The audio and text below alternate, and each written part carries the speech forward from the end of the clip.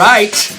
Welcome back in. Hello. Hi, how are you? The happiest man on planet Earth is on my right. This is Mark Elfenbein. I'm Will Chambers. Great to have you with us again. Another episode here of The Lounge with Elf and Willy. You and I know each other very well. We've worked with each other a lot. I like to pride myself on not being the big, hot sports opinion guy, right? Right. The big, hot, blowhard Skip Bayless type. Right. The worst. Yeah. I hate shock those. value kind of thing. I've got some hot ones today. I didn't realize when I was thinking about these certain things that there is a narrative that goes along. I got to write one down as I'm thinking about it right now. That these things are just so widely accepted to happen in this NFL season. I'm like, no. Okay.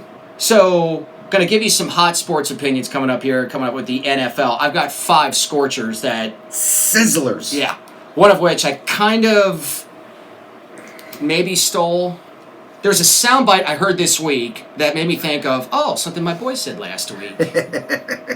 Involving one football team. And so I've jumped on to that bandwagon. Also, I am going to just go right through something that is a huge misconception in regards to the NFL training camp, and it pertains to Zeke Elliott coming up. But we have got to start here today because my boy here, I was so happy for you yesterday, and it was just as the trade deadline comes down that Zach Greinke was going to come from the Diamondbacks over to the Houston Astros, now giving them 3, maybe 4 legitimate aces. 3 legit aces on one staff. It's crazy.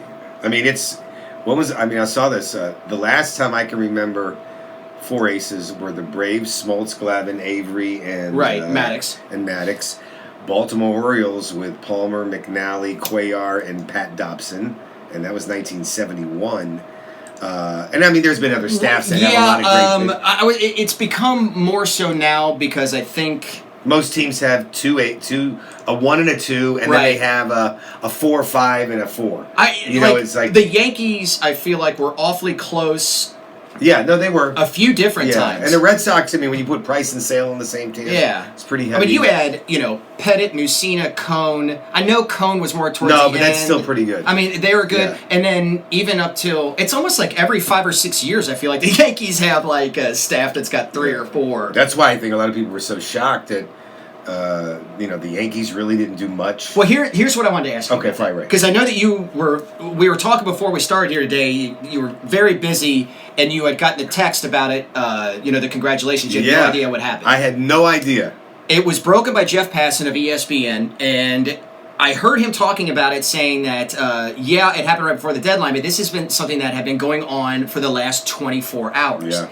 And I thought to myself right away, and I'm like, did they try to keep that quiet in order to just, right before the deadline, boom, we'll do it, and then the Yankees are like, oh, shit! I'm not a conspiracy theory guy, but I was just like... I don't know how Luhnow, Crane, and company do it. Luhnow was great with the Cardinals, right. And now he's been unbelievable with the Astros, but this is now the 3rd big trade that they've been able to do without giving up their number 1 pitching prospect, who's almost the top 3 in baseball, Forrest Whitley, and their number 1 hitting prospect, Kyle Tucker. They kept them both again. Now, granted, they got the kid Martin and the kid Bukowskis, and Seth Beer's been knocking the crap out of the baseball. Remind me of when John Daniels got Cole Hamels years ago without having to give up Gallo, Profar, and all that. And so, I mean, like I said, I didn't know anything about it. I got the text, congratulations, didn't know what it was. I opened it up, and then I see Astros get Greinke, and I thought I was going to lose my mind. I'm like, holy crap, we're going to the World Series. I know. When you're a fan of a team, you'd hate it. Like, if it's the Cubs, I'd be like, I'd want to, temper it by, nothing is a guarantee, which I totally get. Right. But when you look at it objectively, you're just like, if we don't make the World Series, this is going to be awful. This will be an absolute collapse. Yeah. So, I mean, I was shocked, but it's unbelievable. And the thing that's even more amazing is we get him for 2 more years. Yeah. I mean, I know Cole's going to be a free agent, but let me tell you something. I know the money's going to come flying at him. Don't be so quick to think he leaves Houston.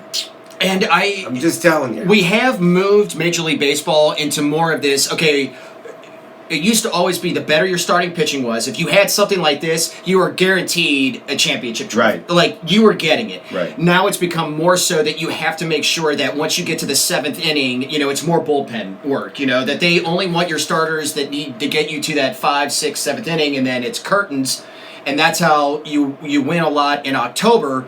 But not to answer my own question. Well, let me get your thoughts on that first, because I have a certain belief on that's not necessarily the case, even though that's the way it's perceived now. Well, I think what's happened is you really only need 3 pitchers if you get to a 7-game series. Absolutely. Verlander's going game 1, Cole's going game 2, Greinke's going game 3. Verlander comes back for 4. Cole comes back for 5, Greinke comes back for 6, and then Verlander for 7. And then you can have Miley. And that's what they did before. McCullers and McHugh and all these starting pitchers decided to be their bullpen guys. Yeah. They used them as closers, Peacock. I mean, so other teams are going to do the same thing. I think so as well. I just, when the Cubs won the World Series, thank God, I still contend. My belief and my for Joe Madden completely changed, where I was Joe Madden 100%. He could do no wrong. Right. And then he literally almost lost the Cubs the World Series. I mean, it was unreal. I couldn't believe what he was doing. I thought he was like an alien had taken over his body, like I said earlier, like with Joe Votto a few weeks ago. Aroldis Chapman. He had Chapman in there, and there's no reason for him to be pitching right now. There's no reason. It was complete idiocy. And so I think that you are going to have problems. We're seeing it right now in regular season games where you're having more position players that are coming in to pitch because they're trying to save their bullpen because they're overusing the bullpen.